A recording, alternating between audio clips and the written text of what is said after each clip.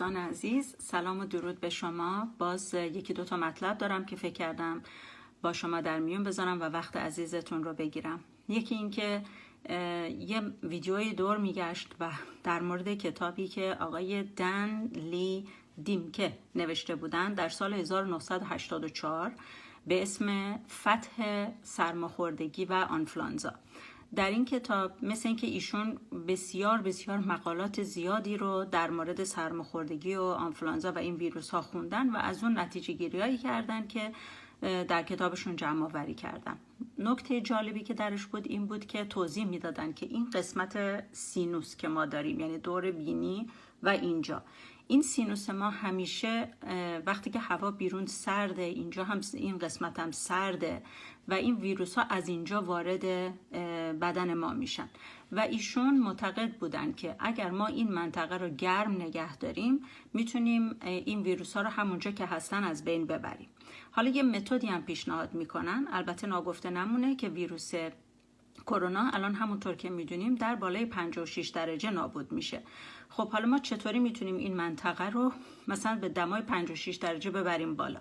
یکی این که ایشون مثال یعنی متدی که پیشنهاد میکنن اینه که میگن که با اسپری آبو بپاشید و با یه سشوار رو درجه کم سعی کنید این هوای گرم رو وارد با این یه مقدار آب، قطرات آب وارد بینی کنید که این بینی و سینوس ها گرم بشن و اگه ویروسی چیزی توش هست کشته بشه. خب من یه چیزی که به ذهن خودم رسید که البته نه خرجی داره نه چیزی، این بود که توی خونه های خودمون خب میتونیم از باد سشوار استفاده کنیم، ولی میتونیم وقتی که آب رو این روزا جوش میاریم برای چایی، که البته همتون میدونین چون هم هوا سرده هم این بالاخره بدنامون رو میخوایم گرم نگه داریم، بهتره که آب داغ هر روز بخوره یا چایی و اینجور چیزا. خب وقتی این آب جوش میاریم، این آب به 100 درجه رسیده، وقتی در کتری رو برمیدارین این بخاری که ازش در میاد هم خودش مثل هوا هم که خب قطرات آب دیگه یعنی آب تبخیر شده است و درجهش هم خیلی بالاست دیگه، رو 100 درجه است. اینه که اگه اینو ما به صورت بخور، خودمون به فارسی میگیم بخور و اون موقع انجام میدادیم وقتی که جوش و اینا داشتیم که میخواستیم صورت رو تمیز کنیم، ولی خب به نظر میرسه که اینم وقتی وارد سینوس های ما میشه سینوس ها رو خوب گرم میکنه و اگر ویروسی چیزی در اون باشه اینو میکشه. من فکر کردم این متد خوبیه. منم الان با همسرم هر دو قرنطینه هستیم در خونه به خاطر اینکه یکی سر کار من مثبت بوده و خب مجبور شدیم هر دو با هم خونه بمونیم. اینه که یه سوال دیگه هم یکی این بود، یکی دیگهش سوالی بود که در مورد حیوانات بود. خیلی ها هی نوشتن ما سگ داریم، ما گربه داریم، چه کارشون کنیم؟ میخوایم ببریم بیرون برای قدم زدن و من به همه پیشنهاد میکنم، خواهش میکنم در این شرایط، مگر اینکه شما واقعا وسط جنگل دارین زندگی میکنین که این کیس های خیلی استثنایی هست، سگتون رو میتونید ببرید بیرون و بیارید تو، اما کف پاشو باید تمیز کنید، به خاطر اینکه اون کفش نداره، اون قطرات ویروس روی زمین هست و این حیوان اینا رو ممکنه که با کف پای خودش بیاره تو، برای اینکه ما کفشمون رو در میاریم اون که در نمیاره. حواستون عزیزان به این نکات باشه که اون حیوان نمیگیره ولی شما ممکنه بگیرید از اون، نه از اونی که وارد خونه میکنه.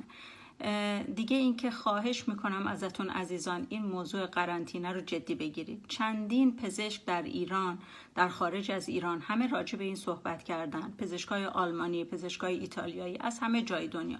هم اینترنت دارید، اخبار بین المللی رو میشنوید. مثلا الان در انگلیس دیگه گفتن ما با مسنای شما کاری نمیتونیم بکنیم، اینا رو خودتون تو خونه ایزوله بکنید. در ایتالیا دیدن که انقدر تعداد بیماران زیاد شده که دیگه فقط بالای 60 سال قبول نکردن. چرا؟ چون اینا دیگه وقتی دستگاه تنفسیشون دچار اشکال میشه اینا مجبورن اکسیژن بدن، مجبورن رسیدگی کنن، دارو بدن به اینا، خب نمیرسن.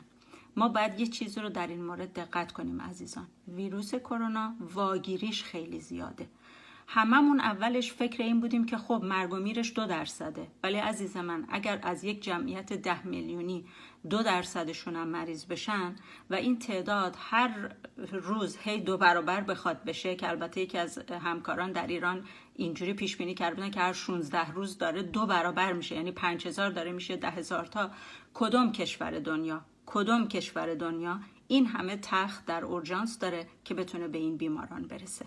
نداره، هیچ جا نداره و این الان مشکل عالمگیری شده. همه هم گیر همین هستن، برای که در خیلی از کشورها اومدن بیمارستانا رو محدود کردن، پرستارا رو فرستادن خونه، دکترا رو کم کردن.